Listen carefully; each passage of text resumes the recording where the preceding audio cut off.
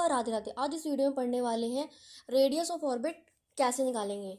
ठीक है, तो हमारे पास में लेट सपोज ये हमारे पास में क्या है, एक एटम है और इसके सेंटर में हमारे पास में यहाँ पे न्यूक्लियस है। ओके, और यहाँ पे हमारा इलेक्ट्रॉन है।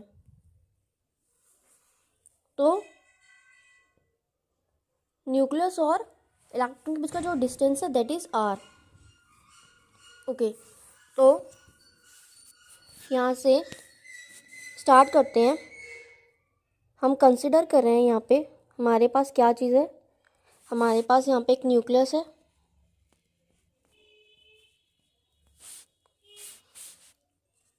जिसके ऊपर चार्ज कितना है, जितने उसके पास नंबर ऑफ प्रोटॉन्स होंगे उतना उसके पास चार्ज होगा। तो नंबर ऑफ प्रोटॉन हमारे पास किसके इक्वल होते हैं,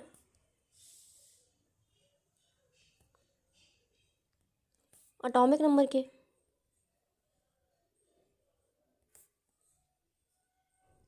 जिसको हम Z से डिनोट करते हैं। और एक प्रोटॉन पे कितना चार्ज होता है that is equals to E, charge on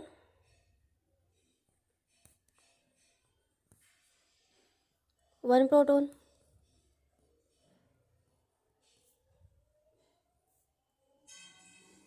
is equals to E। E की वैल्यू किसके इक्वल होती है, 1.6 इंटू 10⁻⁻19 कूलम। ओके, तो यहाँ से हमारे पास में चार्ज ऑन न्यूक्लियस क्या आ जाता है, Z इंटू E। जितने उसके पास प्रोटॉन होंगे उतना ही उसका चार्ज होगा। तो यहाँ पे हमारे पास में जो न्यूक्लियस है उसके पास पॉजिटिव Ze का चार्ज है। ओके, तो यहाँ से ही हमारे स्टार्ट हो रहा है। और चार्ज ऑन इलेक्ट्रॉन किसके इक्वल है, that is equals to E, -E के इक्वल है।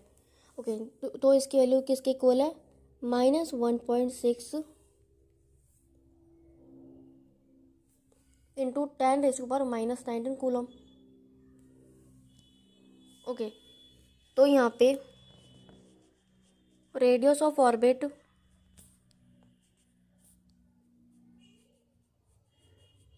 जिस ऑर्बिट में हमारा इलेक्ट्रॉन है उसको हम आर्स नोट करें। ओके, तो यहाँ से हमारा क्या आ जाता है, और mass of electron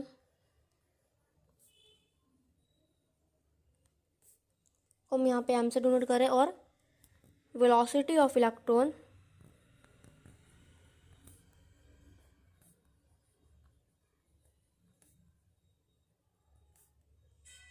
is equals to v।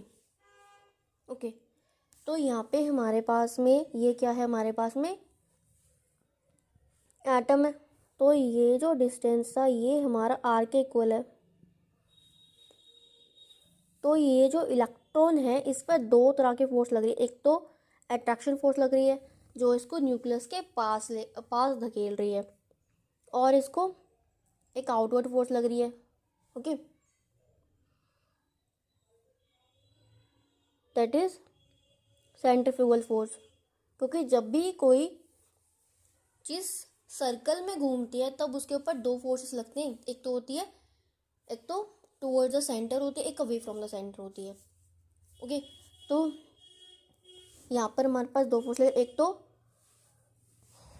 Attraction force लग रही है, फोर्स ऑफ अट्रैक्शन, और एक लग रही है सेंट्रीफ्यूगल फोर्स। ओके, तो यहाँ पे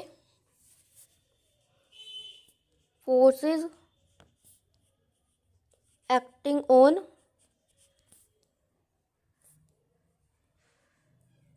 इलेक्ट्रॉन, कौन कौन सी फोर्स लग रही है, एक तो लग रही है उसके ऊपर फोर्स ऑफ अट्रैक्शन,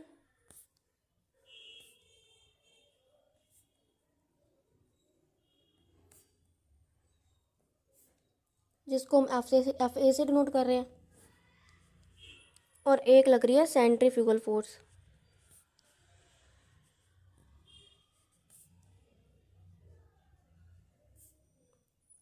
जिसको हम एफ सी से नोट कर रहे हैं। और यहाँ पे हमारे पास एफ ए किसके इक्वल है, that is equals to Coulomb's force. तो कूलम्स फोर्स क्या होती है, K into Q1 Q2 upon में आर स्क्वायर। यहाँ पे हमारे पास दो चार्ज है, एक तो न्यूक्लियस का चार्ज है और एक इलेक्ट्रॉन का चार्ज है। ओके, तो के इंटू में Q1 हमारे पास में, उसको हम इलेक्ट्रॉन का चार्ज ले रहे हैं, तो E Q2 न्यूक्लियस का charge that is equals to ZE। Electron के लिए माइनस E आएगा, distance between nucleus and electron is R। तो यहाँ से क्या आ गया है, K minus K ZE square upon में R स्क्वायर। ओके, और सेंट्रीफ्यूगल फोर्स हमारे पास किसकी इक्वल होती है, MV स्क्वायर अपॉन में R। ओके, तो बोर्स जब पोस्टुलेट पढ़ रहे थे तो हमने एक चीज़ पढ़ी थी, that is MVR is equal to NH upon 2 होता है। तो यहाँ से हम V की वेलोसिटी निकाल सकते हैं, NH अपॉन 2 इंटू MR। तो जब यहाँ से यहाँ पे जब V की वैल्यू सब्स्टिट्यूट करेंगे तो यहाँ से क्या आ जाएगा, M upon R N square H square 2 M square R square. Okay, तो यहाँ से हमारा FC किसके इक्वल आ चुका है, M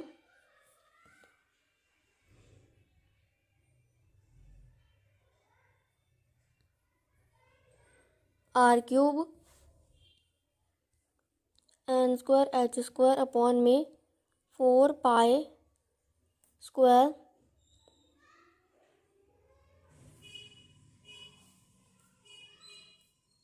that is equals to N square H square 4 square M R cube. Okay, तो यहाँ पर अगर ये हमारा जो सेटअप है ये इक्विलिब्रियम पर है, ठीक है, ना तो हमारा इलेक्ट्रॉन पॉजिटिव चार्ज के ज़्यादा पास आ रहा है और वो उसी ऑर्बिट में घूम रहा है। ओके, तो यानी कि उस पर जो है नेट फोर्स 0 लग रही होगी। ओके, अगर उस पर नेट फोर्स 0 लग रही होगी तो जो हमारे पास में ये दो फोर्सेस लग रही हैं, फोर्स ऑफ अट्रैक्शन और सेंट्रीफ्यूगल फोर्स, दोनों आपस में इक्वल एंड अपोजिट होंगी। तो नेट फोर्स अगर हमारे पास में 0 है, यानी कि FA प्लस FC ये हमारा क्या है, नेट फोर्स है, ये 0 होनी चाहिए। तो यहाँ से क्या आ गया है, FA is equals to minus FC। तो ये हम जब यहाँ पे अपनी FA की वैल्यू जो हमने निकाली है वो सब्स्टिट्यूट करेंगे तो हमारे पास क्या आ जाएगा, यहाँ से minus K ZE square upon में R square is equals to minus N square H square 4 square M R cube. K की वैल्यू सब्स्टिट्यूट करेंगे, के की वैल्यू क्या होती है, 1/4 epsilon naught ZE square upon में R square is equals to N square.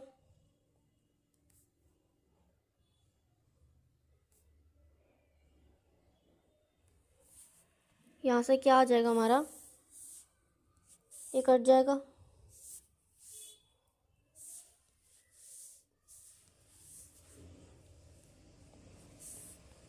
यहाँ से आ क्या जाएगा हमारे पास है, ये माइनस साइन भी कैंसिल हो जाएगा,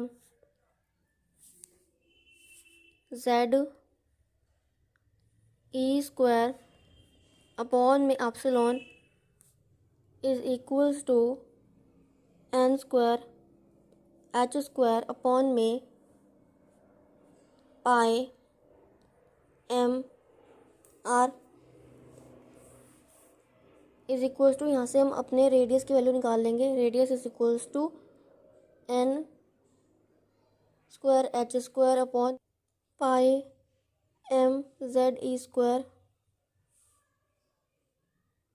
ओके, तो यहाँ से हमारे पास में क्या गया है, यहाँ से हमारे पास में रेडियस ऑफ ऑर्बिट आ गया, that is equals to N square H square epsilon naught upon में pi Z E square. Okay, तो फॉर हाइड्रोजन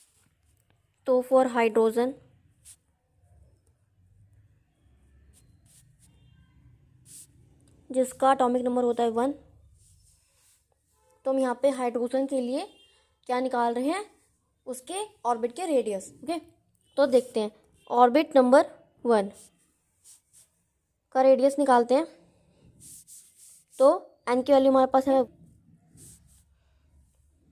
लिखेंगे 6.636 इंटू में 10⁻⁻34 इंटू में एप्सिलॉन 8.854 इंटू में 10⁻⁻12 अपॉन में पाई 3.14 इंटू में एम 9.109 इंटू में 10⁻31 इंटू में जेड की वैल्यू 1 है, ई की वैल्यू लिखेंगे 1.6 इंटू 10⁻⁻19 स्क्वायर। तो जब सॉल्व कर लेंगे तो हमारे पास में यहाँ से क्या आ जाए, 53 इंटू में 12 मीटर। और इतने पार्ट को पिकोमीटर कहते हैं, क्योंकि 10⁻12 metre is equals to 1 picometre. तो यहाँ से क्या आ गया, 53 पिकोमीटर। तो यहाँ से हमने रेडियस R1 निकाली, और इस रेडियस R1 को क्या कहते हैं, बोर रेडियस।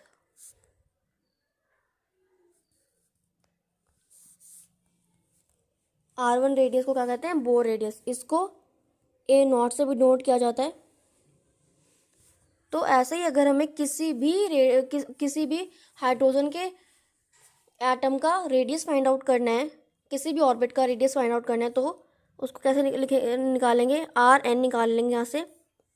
तो यहाँ पे जहाँ पे हमने n की वैल्यू सबसे करी है, उसकी जगह पे हम n लिख लेंगे। तो यहाँ से क्या आ जाएगा, 53 n स्क्वायर पिकोमीटर। तो इस फॉर्मूले से हम किसी और हाइड्रोजन के किसी भी ऑर्बिट का रेडियस फाइंड आउट कर सकते हैं। ओके, तो यहाँ से हमें क्या पता चल रहा है कि radius of orbit is directly proportional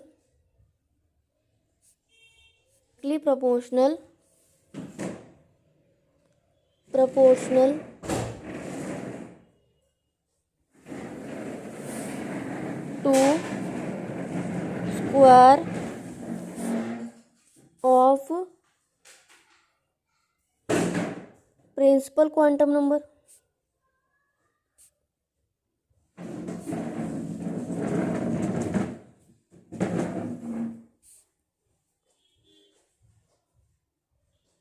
तो इसको अगर हम मैथमेटिकली लिखना चाहें तो कैसे लिखेंगे, RN is directly proportional to n square. Okay, thank you for watching. अगर वीडियो अच्छी लगे तो सब्सक्राइब बटन को हिट करिए और वीडियो को लाइक करिए। Thank you for watching.